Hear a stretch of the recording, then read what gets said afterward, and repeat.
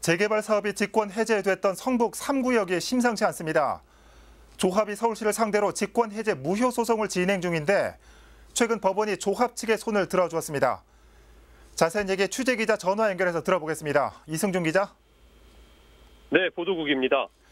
네, 성북 3구역 조합이 1심 판결에서 승소했다고요. 이 서울시 직권 해제가 무효라는 거군요. 네, 그렇습니다. 성북 3구역은 2017년 9월에 직권 해제됐는데요.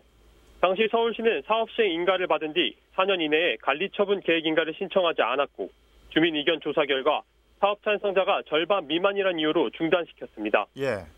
하지만 조합 측에선 관리 처분 계획 인가 신청을 하지 못한 이유는 구청에서 정비구역 변경 요청을 하는 등 고의로 시간을 지연했기 때문이라고 밝혔습니다. 또한 당시 주민 의견 조사에 참여한 399명 중 절반이 넘는 251명이 사업 추진을 찬성했으나 서울시가 참여하지 않은 주민들까지 포함시켜 가반을 인정하지 않았다는 겁니다. 예. 이에 대해 법원은 조합의 주장에 손을 들어줬습니다. 관리처분 계획 인가를 신청하지 않은 4년의 시간 중 3년 8개월을 외부 요인에 의해 지체된 기간이라고 판단한 겁니다. 예. 또한 서울시가 정비구역 해제에 관해 폭넓은 재량권을 가진 만큼 이익 비교에 대해 더 엄격해야 한다고 밝혔습니다. 예. 결국 이번 성북 3구역 직권 해제는 재량권을 남용한 것으로 위법하다는 판결입니다. 네. 이번 판결로 예. 성북 3구역 재개발이 다시 추진될 가능성이 대두되고 있는 가운데 서울시는 현재 항소를 고려 중인 것으로 알려졌습니다. 예.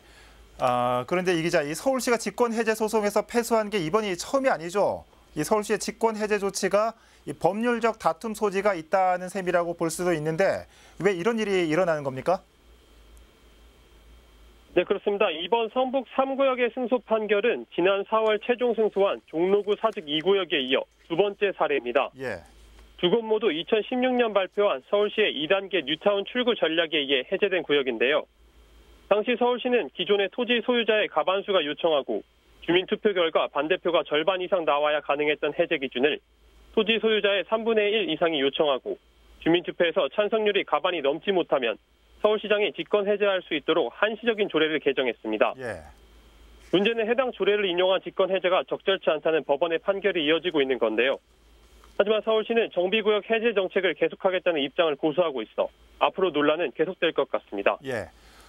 그런데 성북 3구역에 위치한 성북동 일대, 이 서울시가 역사 문화지구로 지정한 것으로 알고 있는데 이번 판결로 아무래도 좀 영향이 있을 것 같은데 어떻습니까?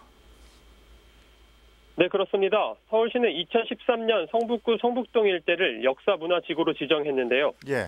성북동에 밀집되어 있는 각종 전통문화유산들을 체계적으로 관리하고 관광자원으로 활용하기 위해서입니다. 성북구에서도 이에 맞춰 역점 사업으로 추진 중이었는데요.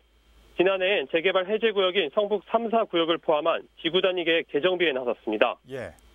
하지만 이번 판결로 인해 성북 3구역이 다시 재개발될 가능성이 대두되었고 서울시의 항소 또한 예상되는 가운데 최종 판결이 날 때까지는 긴 시간이 걸릴 것으로 보이는데요. 현재 성북구는 아직 정해진 계획은 없지만 서울시와 논의를 통해 앞으로의 방향을 결정하겠다고 밝혔습니다. 지금까지 보도국에서 전해드렸습니다. 네, 이승준 기자였습니다.